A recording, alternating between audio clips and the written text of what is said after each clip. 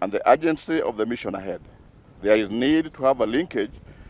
that will create a nexus between us and the national executives on matters development. Accordingly, we as elected leaders from this region and its diaspora, on our own behalf and that of our people, unanimously resolve that our link to the national government to be the Cabinet Secretary for Interior and National Administration, Professor CS Kindiki, whose responsibilities in the executive includes the coordination of national government functions across the country. With the country's economy assuming a positive trajectory, we expect the next 3 years to be the period when this administration will help our constituents and the rest of the country to revitalize the economy and improve the economic well-being of Kenyans. Unfortunately, our effort to consolidate the development needs of the people we represent and canvass for their realization has been frustrated by the lack of a focal point of reference around whom we can channel the interests and priorities of our people to the government for actualization. Instead, the Mount Kenya region has suffered high-octane politics around the fathom unity to support individual and personal ambition rather than the actualization, pursuit, and lobbying of the interests of the constituents. Our attempts to call the region to the orderly prioritization of the development needs of the people has been frustrated by condescending threats of dire political consequences unless we support certain personal interests and ambitions.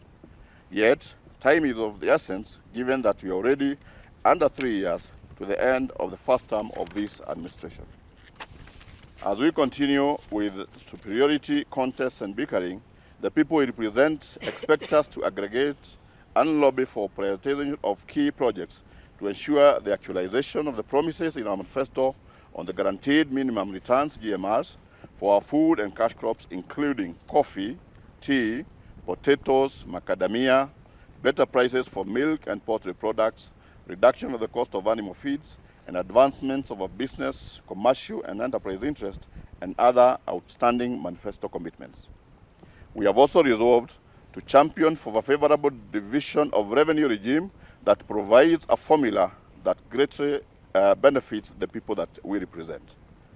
The people we represent expect us to pay ahead better prices for their tea and coffee. We are behind schedule in the enactment of legislative reforms critical to the revitalization of key economic sectors relevant to our constituents.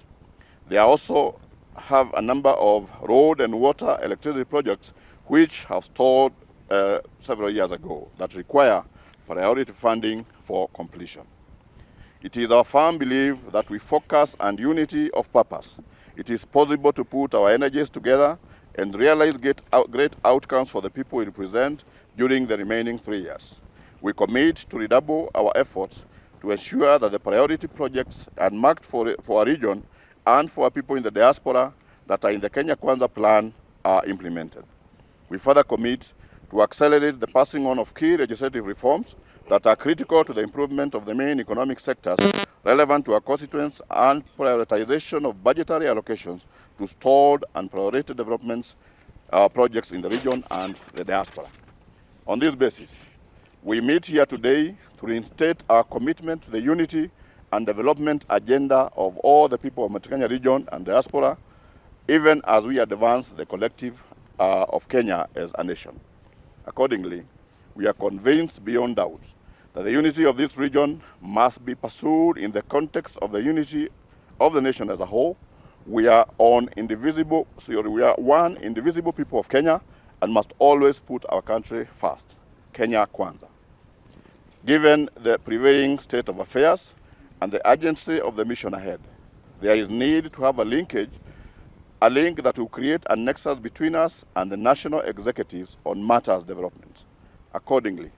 we as elected leaders from this region and its diaspora, on our own behalf and that of our people, unanimously resolve that our link to the national government to be the Cabinet Secretary for Interior and National Administration, Professor CS Kindiki, whose responsibilities in the executive includes the coordination of national government